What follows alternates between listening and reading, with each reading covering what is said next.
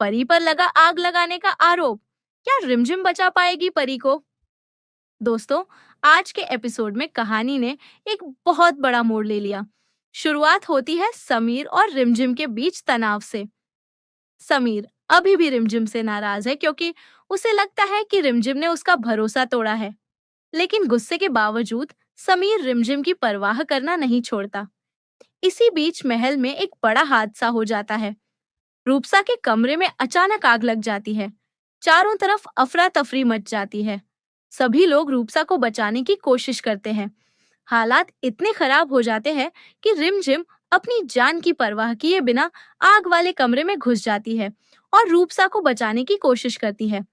इस दौरान समीर भी उसकी मदद करता है। आग बुझने के बाद जांच शुरू होती है। कमरे से परी का खिलौना और एक लाइटर मिलता है। यह देखकर सभी लोगों का शक सीधे परी पर जाता है। रूपसा दावा करती है कि उसने आग लगने के बाद परी को वहां से भागते हुए देखा था। अब पूरे महल में परी को दोषी माना जाने लगता है। लेकिन रिमझिम को कुछ गड़बड़ लगती है। वह बिना सबूत किसी छोटी बच्ची को दोषी मानने से इनकार कर देती है। मामला तब और गंभीर हो जाता है जब पुलिस महल पहुंच जाती है। रूपसा पुलिस से कहती है कि परी ने उसे जलाकर मारने की कोशिश की है। लेकिन रिमझिम पुलिस के सामने ऐसे सवाल पूछती है जिनका जवाब रूपसा नहीं दे पाती।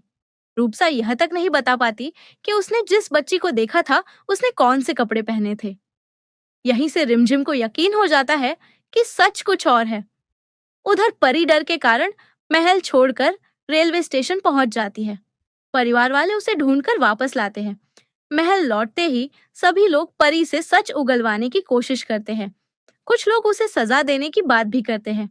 लेकिन रिमझिम परी के सामने ढाल बनकर खड़ी हो जाती है। वह साफ कह देती है कि जब तक कोई पक्का सबूत नहीं मिल जाता, तब तक परी को सजा नहीं दी जा सकती। एपिसोड के अंत में रिमझिम एक बड़ा वादा करती है।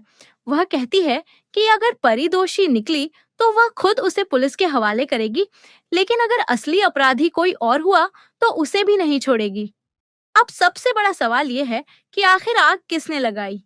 क्या परी सच में बेगुनाह है? और क्या रिमझिम असली अपराधी को पकड़ पाएगी? इन सवालों के जवाब अगले एपिसोड में मिलेंगे।